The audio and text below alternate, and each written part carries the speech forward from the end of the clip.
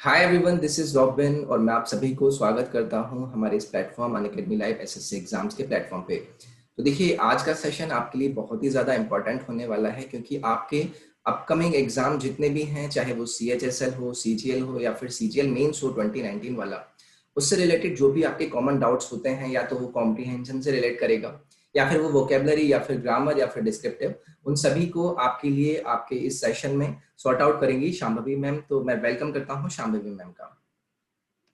Hello and hello learners.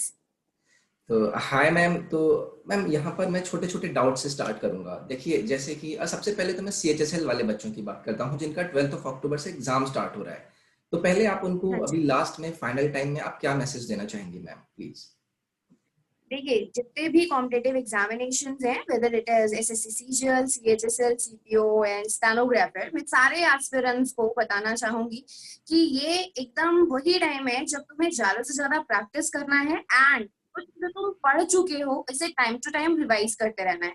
क्योंकि मैंने बहुत सारे से एस्पिरेंट्स को अपने पूरे टीचिंग करियर में देखा हुआ है कि at the 11th our examination में बैठ कर रिवीजन ना करने के कारण उस चीज को फिर वो सोचते हैं। आप कॉमनली कभी भी देखना, किसी से भी पूछना, हमेशा बच्चा आता है फीडबैक देता है, मैम वो चीज रिवाइज नहीं कर पाया था और एग्जामिनेशन में वो हिट नहीं कर रहा था, वो आ नहीं पाया। तो इसीलिए मैं कहती हूँ नई नई चीजों पे बिल्कुल मत भागो। जो चीज तुम कर चुके हो, जो पढ़ चुके हो, उसको पहले रिवीजन करो, पहले उसको बिल्कुल सॉलिड करो एंड अगर टाइम बचता है तो फिर तुम नई चीजों पे जाओ, मुझे कोई इशू नहीं है और आपको भी कोई इशू नहीं होना चाहिए उस चीज से रिलेटेड। बट पहले रिवीजन एंड प्रैक्टिस एंड फिर नई चीजों पे आपको मूव ऑन करना है। एग्जैक्टली एग्जैक्टली, एंड आई ये थिंक जो भी बिल्कुल बच्चे, बिल्कुल बिल्कुल, बोलिए मैम, बोलिए।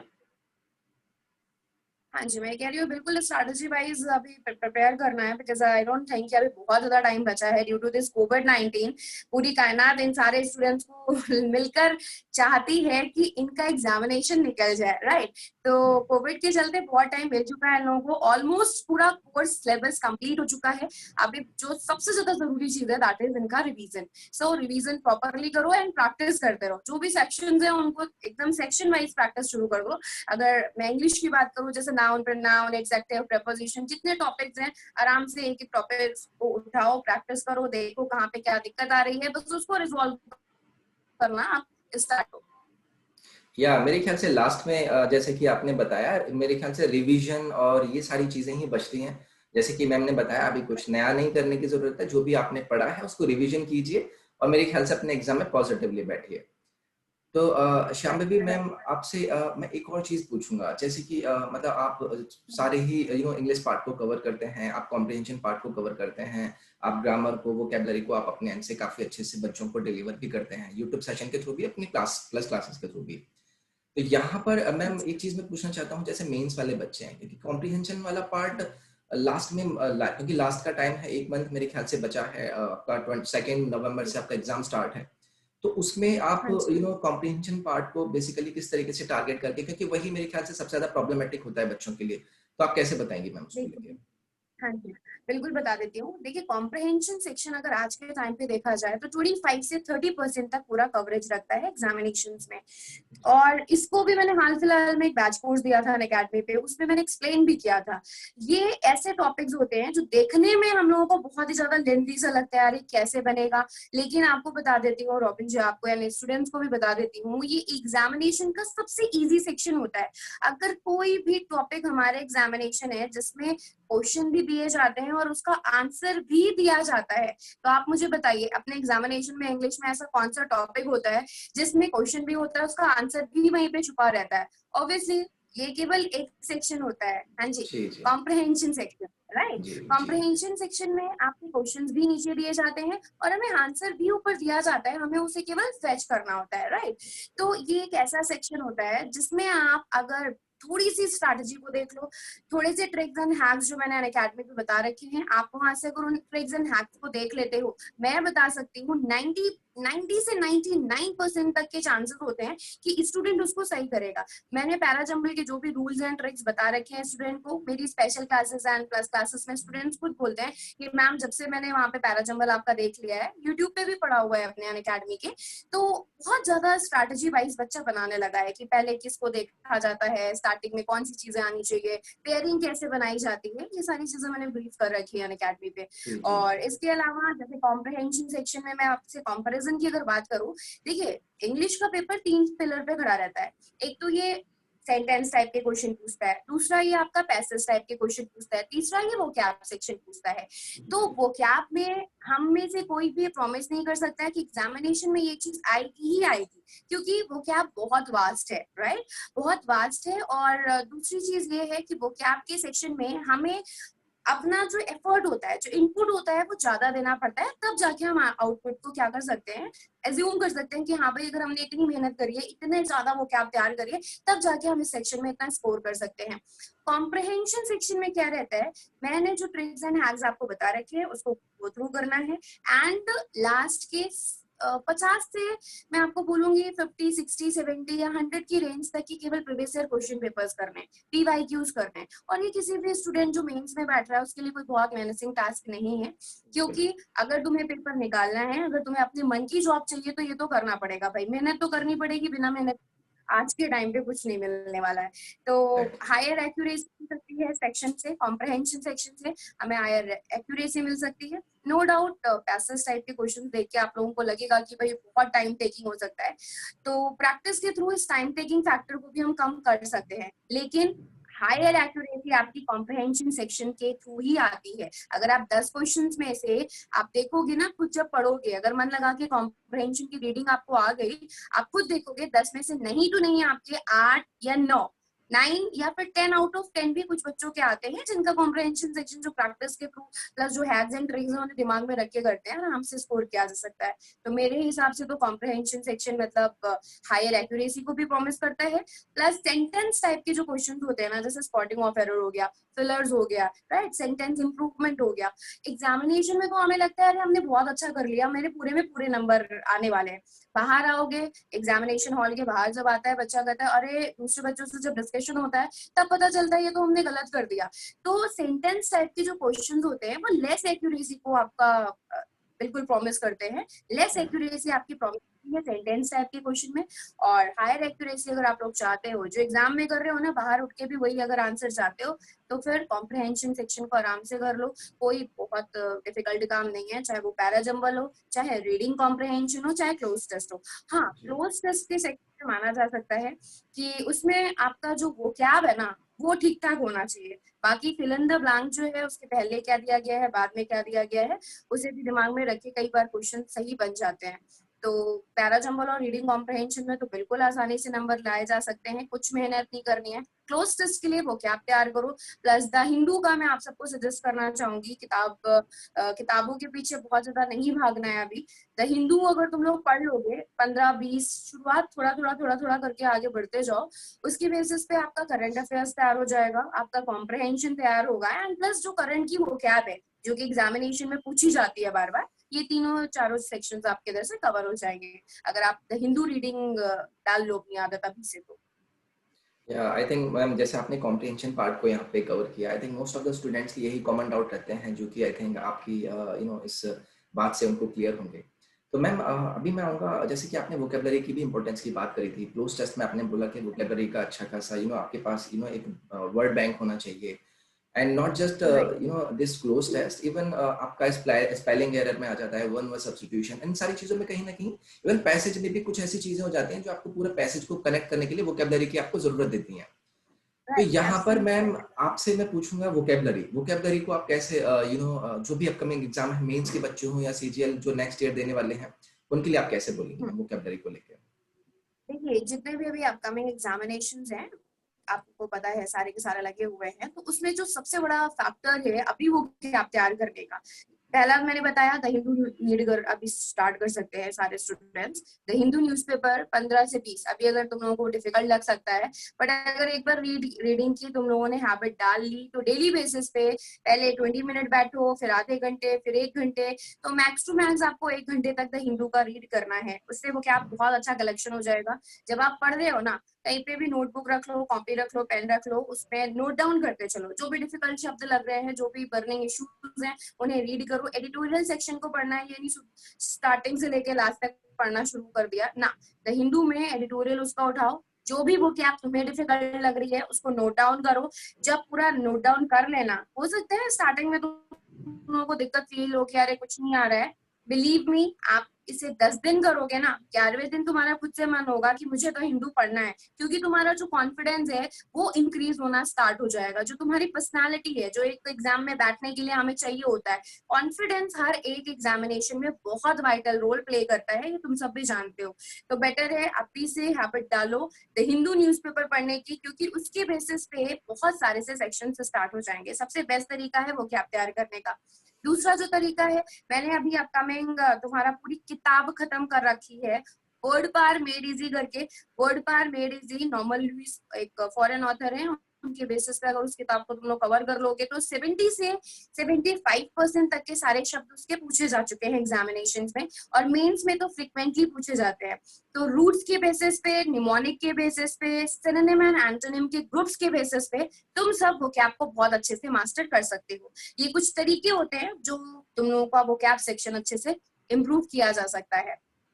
Exactly I think very very well explain ma'am. और जैसे कि आपने बताया, मतलब जिस तरीके से रूट वर्ड्स हो या निमोनिक वे हो, या फिर आप उनको एंटोनिम सिनोनिम, या फिर आप सेंटेंस के वे में अपने अपने तरीके होते हैं, बच्चों के अपने अपने तरीके होते हैं। तो ये जो जैसे मैम ने बताया, ये जो नॉर्मल लुइस वाली बुक है वो भी उन्हीं तरीकों से कहीं ना कहीं रिलेट करती है। और अभी मैम का एक वोकेबलरी का कोर्स भी आ रहा है, जिसमें ma'am will be covering the vocabulary part for the upcoming examinations. तो आई थिंक मैम हमारी अभी तक कॉम्प्रिहेंशन की हमारी बात हुई। जी जी। हाँ जी, तो हमारी जो अभी जितने तक भी मोस्ट एक्सपेक्टेड वोकैब है, अभी बहुत ही जल्दी जो कोर्स आने वाला है उसमें मैं पूरा कवर कराऊंगी। एग्जैक्टली। तो यहाँ पर मैम हमारी दो पार्ट की, जैसे आपने 3 पिलर्स की बात करी थी, हमने कॉम्प्रिहेंशन पर बात की, हमने वोकेबलरी पर बात की। अब आएंगे हम हाँ सबसे बेसिक पार्ट पर, जो कि है ग्रामर मैम। तो ग्रामर को लेके राइट। अपकमिंग एग्जाम में स्टूडेंट्स जो भी हैं, जो तैयारी कर रहे हैं, जो आपसे भी जुड़े हुए हैं, या फिर जो आपको देख रहे हाँ हैं, जो चाहेंगे कि भाई हमें मैम के पास जाना है, ma'am is covering all the 3 sections pretty well, और हाँ रूट तरीके से कैसे बच्चे को उसके इंग्लिश को तैयार करना है, तो आप उनको हाँ ग्रामर को जी। लेके कैसे मैम बोलना चाहेंगे ग्रामर सेक्शन को कवर करने के लिए? ग्रामर सेक्शन जो है, अभी मैंने आपको बताया था 3 सेक्शंस हैं, 3 पिलर हैं इंग्लिश के। कोई भी एग्जामिनेशन आप उठा लो, इंग्लिश 3 पिलर पे ही पूछी जाती है, राइट। उसमें जो सबसे पहला आपका पिलर होता है दैट इज वो ग्रामर सेक्शन, दूसरा रहता है तुम्हारा कॉम्प्रिहेंशन सेक्शन, एंड तीसरा जो होता है वो आपका वोकैब सेक्शन होता है। हमने 2 टॉपिक्स पे बात कर ली ऑलरेडी। कॉम्प्रिहेंशन सेक्शन में मैंने आपको बताया, वोकैब सेक्शन में बताया। बचा अब आपका सेंटेंस टाइप के क्वेश्चन। सेंटेंस टाइप के क्वेश्चंस बेसिकली आपके ग्रामर पोर्शन से ही पूछे जाते हैं। लेकिन अगर मैं ये बोलूं कि पूरा आपका इंग्लिश का जो पेपर है वो ग्रामर पर ही बेस्ड है, तो ये बिल्कुल गलत है। ऑफलाइन कोचिंग्स में मैं हमेशा रहती हूँ, बच्चा हमेशा ग्रामर ग्रामर ग्रामर के पीछे भागता रहता है। सर एंड मैडम, आप सभी को मैं बता देती हूँ, केवल अगर ग्रामर पे फोकस रहोगे तो comprehension and vocab section, vocab में भी अगर आज के टाइम पे एग्जामिनेशन में देखा जाए तो 30% तक का कवरेज वोकैब ही लेता है। क्योंकि रीडिंग कॉम्प्रिहेंशन में या फिर आपका जो भी सेंटेंस टाइप के भी क्वेश्चंस होते हैं, जब तुम्हें वोकैब ही नहीं पता है तो तुम क्वेश्चंस को अटेम्प्ट कैसे कर पाओगे, ये चीज भी आ जाती है, राइट। तो अभी जो हमें फोकस करना है, अभी तो कॉम्प्रिहेंशन एंड वोकैब। थर्ड जो है ग्रामर टाइप का, जो पढ़ चुके हो, क्योंकि मुझे पता है ग्रामर में मोस्ट ऑफ द टाइम बच्चे का कॉन्सेप्ट क्लियर रहता है, बचपन से ग्रामर पढ़ते हुए आ रहे हैं। क्यों रॉबिन जी, आप बताइए। बचपन से हम लोग जो ग्रामर्स हैं वो प्रॉपर तरीके से ग्रामर पढ़ते आ रहे हैं।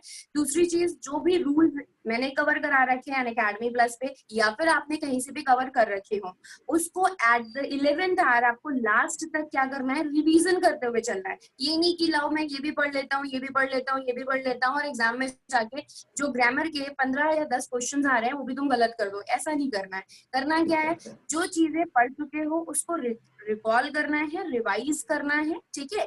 फिर जब ये रिवीजन हो जाए, जब ये सेक्शंस आपसे बनने लगे, 10 किताबों को फॉलो नहीं करना है, एक किताब को करो 10 टाइम्स करो, ठीक है, वो आपकी हायर एक्यूरेसी को एग्जामिनेशन में प्रॉमिस करेगा। लेकिन अगर ये करोगे ना, 10 किताबों के पीछे भागोगे, यहाँ से ये कर लेता हूँ, यहाँ से ये कर लेता हूँ, ये मैं बता रही हूँ, एक किताब भर के भी नहीं रहोगे। सो बेटर है 10 किताबों के पीछे भागने से बेटर है एक किताब को पढ़ो, और एक किताब को ना 10 टाइम्स कर लो। अगर बड़ा ही आपका मन है ना कि हाँ भाई मेरे को करना है, वही मैं कह रही हूँ, रिवीजन कर लोगे ना, दिमाग में चीजें बैठ जाएंगी, तुरंत एग्जाम में स्ट्राइक कर जाएगा, अच्छा यहाँ पे तो ये रूल लग रहा है, इधर ना हमें ये करना चाहिए था। बस ये करना है आपने, एंड ग्रामर सेक्शन आराम से आपकी जो एक्यूरेसी है उसको प्रॉमिस कर देगा।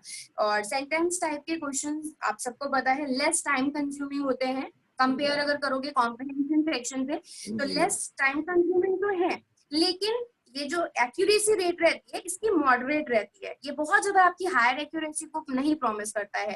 तो इसीलिए मैं कह रही हूँ जितने सेक्शंस मान के चल रहे हो अभी, केवल और केवल ग्रामर पे फोकस्ड नहीं रहना है। अगेन एंड अगेन मैं कह रही हूँ, अगर ग्रामर पे ही केवल फोकस्ड रहोगे तो जो कॉम्प्रिहेंशन सेक्शन है, जो वोकैब सेक्शन है ना, वो डुबा देगा पेपरों में आपको, और आपको डूबना नहीं है। आप सभी अनअकैडमी के स्टूडेंट्स हो, मैं चाहती हूँ आप सबका सिलेक्शन इस बार जरूर हो, इसलिए ये जो स्ट्रैटेजी मैं बता रही हूँ अभी आपको बिल्कुल ध्यान में रखना है। रिवीजन करो, प्रैक्टिस करो, कॉम्प्रिहेंशन सेक्शन जो अभी 25 से 30% तुम्हारा कवरेज रखता है उस पर भी मेहनत करनी है, अंधा चुक्की नहीं लगाना है, वहां पे प्रैक्टिस करके जाना, ठीक है। जो भी ट्रिक्स एंड हैक्स मैंने अनअकैडमी पे बता रखे हैं उनको गो थ्रू कर लो। थर्ड जो आपका सेक्शन आता है that is vocab section. Vocab को भी ये नहीं मान के चलना है अरे वोकैब तो कहीं से भी आ जाती है, नहीं सर, आपको बता देती हूँ, स्टाफ सिलेक्शन कमीशन जो है वो आपके प्रीवियस ईयर क्वेश्चन पेपर से भी वोकैब को रिपीट करके दे देता है। इस बार जो आपका एसएससी सीजीएल टियर 1 हुआ था, क्योंकि टीसीएस ने पेपर कंडक्ट कराया था, तो इंग्लिश का लेवल कोई बहुत डिफिकल्ट नहीं रखा गया था। इंग्लिश आज के टाइम पे सबसे ज्यादा हायर स्कोरिंग एक सब्जेक्ट हो रहा है, निकल के आ रहा है बाहर। आप बिल्कुल प्रीवियस ईयर की क्वेश्चन पेपर देख लो, मैथ्स जबकि बहुत कैलकुलेटिव दी गई थी, अगर तुम लोगों ने एनालिसिस किया है तो बढ़िया बात है, अगर नहीं किया तो मैं बता देती हूँ पूरा एनालिसिस। इंग्लिश बहुत इजी थी, प्रीवियस ईयर के सारे वोकैब फंसे थे पूरे। नेक्स्ट जो था वोकैब सेक्शन आराम से हो जाएगा, तो बिल्कुल ही अपने दिमाग से क्लियर कर दो कि नहीं वोकैब तो बनेगा ही नहीं, बिल्कुल बनेगा और आपसे ही बनेगा, ठीक है। इंग्लिश बहुत इजी पूछी जा रही है, हो सकता है कि तुम 50 में, अगर तुम टियर 1 की बात कर रहे हो तो 50 में 50 नंबर भी लेकर आ जाओ, क्योंकि मैथ्स बहुत कैलकुलेटिव आ रहा है। टीसीएस जो वेंडर अभी चेंज हुआ है स्टाफ सिलेक्शन कमीशन का, तो उनका जो पूरा पैटर्न है मैं बता देती हूँ, मैथ्स कैलकुलेटिव देगा, रीजनिंग भी आपका बहुत इजी नहीं होगा, कैलकुलेशन के बेसिस पे निकलेगा। लेकिन इंग्लिश अगर तुम प्रीवियस ईयर के क्वेश्चन देख लोगे, वो क्या आपको तैयार कर लोगे, जो मैंने ट्रिक्स एंड हैक्स बता रखे हैं, आराम से पूरे में पूरे नंबर ले आओगे। तो कम से कम एक सब्जेक्ट ऐसा रखो जिसमें ये पूरा टारगेट लेके चलो कि भाई मुझे इसमें पूरे में पूरे नंबर एट एनी कॉस्ट लाने हैं, जिससे कि तुम्हारी कट ऑफ क्लियर हो, प्लस तुम्हारे मन मुताबिक तुम्हें जॉब मिले। आई होप समझ में आ गया होगा बहुत कुछ तुम लोगों को इस चीज से। एग्जैक्टली जैसे कि मैम आपने तीनों ही चीज़ों पर बात करी और मेरे ख्याल से काफ़ी अच्छे से आपने बताया भी। तो जो भी ऐसे बच्चे हैं जो मैम को पहली बार अभी सुन रहे हैं, तो दे कैन ज्वाइन मैम के सारे जिन सेक्शन पे मैम ने बात करी है, मैम के उन पर रेगुलर कोर्सेज आते हैं। मैम ये बेसिक चीज़ें अभी तक हमने यहाँ पर डिस्कस की, जिसको लेके हम एक इंग्लिश का पार्ट बना देते हैं। बट देखिए अब भी फिर एक आता है एक ऐसा चीज़, जैसे कि मेंस के एग्जाम लिखने के बाद बच्चे, हर बच्चा जो मेंस एग्जाम लिखेगा उसके बाद हर बच्चा डिस्क्रिप्टिव एग्जाम लिखने वाला है, जिसको लेके भी आपने एक पोस्ट पेज डिजाइन किया है, जहां पर आप बच्चों को लेटर या फिर ऐसे के फॉर्मेटिंग, क्या चीजें आ रही हैं, क्या उसके अंदर आ सकता है, किस तरीके से हमें अपने एग्जाम में उसको डिजाइन करना होता है बिफोर राइटिंग इट। तो मैम डिस्क्रिप्टिव जो एग्जाम में बच्चे बैठने वाले हैं उनको लेके भी आप अपने वर्ड्स बताइए मैम।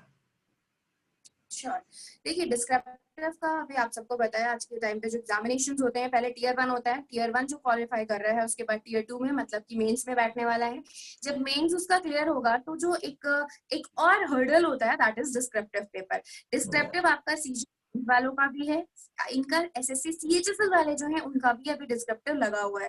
तो डिस्क्रिप्टिव बड़ी डिमांड आ रही थी, तो उस बात को ध्यान में रखते हुए कैसे ऐसे राइटिंग करना है, कैसे एप्लीकेशन राइटिंग करना है, ये मैं पूरा प्रॉपर ब्रीफ करूंगी। अभी 5 अक्टूबर यानी कि आज से 4 या 5 दिन बाद अपना एक नया बैच कोर्स आ रहा है, मैं सभी को बताना चाहूंगी कि भाई उसको ज्वाइन कर लो, जिससे कि डिस्क्रिप्टिव में पूरे नंबर आपके आ पाए। जो टियर 3 आपका एक और सेगमेंट होता है, अगर मैं एसएससी सीजीएल की बात करूं, अगर तुम्हें क्लियर करना है तो उधर जुड़ो। एंड सीएचएसएल वाले जो टियर 2 आपका भी होना है, जो डिस्क्रिप्टिव हिंदी और इंग्लिश दोनों में रहता है। हम लोग अभी प्रैक्टिस भी करेंगे अपकमिंग बैच में। एंड इसमें जो ऐसे राइटिंग एंड एप्लीकेशन, कैसे तुम लोगों को बर्निंग इश्यूज को ध्यान में रखते हुए मैं तुम्हें टॉपिक्स भी दूंगी जिसपे वहां पे क्लास में बैठ के ना प्रैक्टिस भी कराऊंगी। जैसे अभी चाइना का इंट्रूजन है, काफी बर्निंग इशू है, राइट। अभी कोविड-19 के चलते जो भी करंट के टॉपिक्स हैं उसे अच्छे से दिमाग में रखते हुए तुम्हें ऐसे राइटिंग करनी है, क्योंकि हो सकता है हाल फिलहाल में जो भी बर्निंग इश्यूज हैं उसे ध्यान में रखते हुए एग्जामिनर भी आपसे पूछ ले, राइट। तो इसका प्रॉपर तरीके से देखो, अभी तो बहुत टाइम नहीं, इसमें मुझे ब्रीफ करने के लिए बहुत अच्छा खासा टाइम चाहिए डिस्क्रिप्टिव एंड ऐसे राइटिंग के लिए। तो मैं इतना सजेस्ट कर सकती हूँ स्टूडेंट्स को कि अभी जो अपकमिंग बैच आ रहा है ना उस पर ज्वाइन कर लो, उधर मैं पूरा प्रॉपर आपका कवर करा दूंगी। एग्जैक्टली आई थिंक कैसे मैम टाइम बाउंड करना जो होता है, कैसे बिल्कुल कितने यही अल्फाबेट्स। यही जो हाँ चीजें जी। थी यही बहुत ज्यादा निकल कर आ रही थी कि एक बार मतलब कुछ ऐसा सेशन आए जिसमें यू नो डिस्क्रिप्टिव को लेके बात हो, या फिर जो बिगनर्स भी हो उनके तीनों यू नो जो चीजें हैं grammar, vocabulary and comprehension part, उसको लेके कुछ बातें हों। एंड यू नो जो अपकमिंग में कोर्सेज की बात करूँ तो मैम आप अपने अपने अपकमिंग कोर्सेज को लेके आप बताइए कि क्या क्या चीजें आपकी अभी अपकमिंग में है। देखिए, अपकमिंग की अगर बात करूं तो मैं अभी पीवाईक्यू धमाका एक प्लान कर रही हूँ जिसमें प्रीवियस ईयर क्वेश्चन पेपर्स का एनालिसिस किया जाएगा एसएससी मेंस लेवल के। ठीक है, ओके। तो एसएससी मेंस लेवल की अगर कोई भी स्टूडेंट चाहता है कि भाई प्रीवियस ईयर क्वेश्चन पेपर्स, क्योंकि किताबें तो बहुत सारी होती हैं बट एक्सप्लेनेशन जो टीचर दे सकता है ना वो कोई भी किताब नहीं दे सकती, राइट। तो बिल्कुल। कहाँ पे क्या स्ट्रैटेजी रखनी चाहिए, कितने सेकंड में हमें अपने चाहे वो आपकी सेंटेंस टाइप की प्रॉब्लम हो, चाहे वो कैप टाइप की हो, चाहे कॉम्प्रहेंशन, कितने सेकंडों में हमें प्रॉब्लम्स को करना है, प्रॉपर जो पेपर होता है उसमें किस सेगमेंट को कितना टाइम देना है, इन सारी बातों को ध्यान में रखते टाइम बाउंड हम लोग अभी यहाँ पे प्रैक्टिस कराएंगे स्टूडेंट्स की पीवाईक्यू धमाका में, जो कि 4 अक्टूबर से स्टार्ट होने वाला है। इसके अलावा एक और हमारा बैच कोर्स आ रहा है जो कि अभी आप बात कर रहे थे, मैंने भी बोला कि डिस्क्रिप्टिव डिस्क्रिप्टिव 5 अक्टूबर से स्टार्ट होने वाला है। यानी कि अपकमिंग जो 5 तारीख है उसमें से एक हमारा नया एकदम फ्रेश बैच शुरू हो रहा है। तो ये 2 बैच कोर्सेज हैं और इन दोनों बैच कोर्सेज में स्टूडेंट बैठ सकते हैं प्रॉपरली। एंड अभी मेरा जो अक्टूबर 12 अक्टूबर से पूरा प्रॉपर वोकैब का कोर्स आने वाला है जिसमें मैं द हिंदू के वोकैब कराऊंगी। एंड इसके अलावा रूट्स एंड निमोनिक्स के बेसिस पे जो मोस्ट एक्सपेक्टेड वोकैब है ना वो पूरी कवर कराऊंगी अभी जो अपकमिंग ये आपका 12 अक्टूबर है उधर से। तो ये 3 बैच कोर्सेज है, 3 कोर्सेज हैं जिनको स्टूडेंट्स फॉलो करके अपना हायर एक्यूरेसी प्लस अच्छे नंबर स्कोर करने का पूरा तैयारी कर सकते हैं। एग्जैक्टली और कोई भी अगर आपको बच्चों से मैं बोलना चाहूँगा, लर्नर से हमारे बोलना चाहूँगा, आपको कोई भी डाउट आता है तो मैम से आप मैम की स्पेशल क्लासेस में जाकर जुड़ सकते हैं, मैम के प्लस पे आप जाकर जुड़ सकते हैं। मैम के रेगुलरली यूट्यूब सेशंस होते हैं, आपके कोई भी डाउट हुआ करें वहाँ पर जाकर आप मैम को अपने डाउट यू नो बताने की कोशिश करें। और इस सेशन में आपको जो भी डाउट आता है वो भी आप कमेंट सेक्शन में एक बार जाकर अपनी पोस्ट कर दें। और जितने भी मैम के अपकमिंग कोर्सेज लिंक हैं, बैचेस के लिंक हैं, वो आप सभी को डिस्क्रिप्शन में मिल जाएंगे। So I think that was amazing session ma'am, और मुझे भी खुद पर्सनली अच्छा लगा। और एक you know student point of view से कैसे चीज़ों को डिलीवर हम कर सकते हैं, it was a very well maintain session. तो थैंक्स अ लॉट मैम हमारे साथ यहाँ पर बच्चे बनने के लिए, और यू नो काफ़ी स्टूडेंट्स का यहाँ पर साथ रहने के लिए ma'am. Thank you so thank you. Much.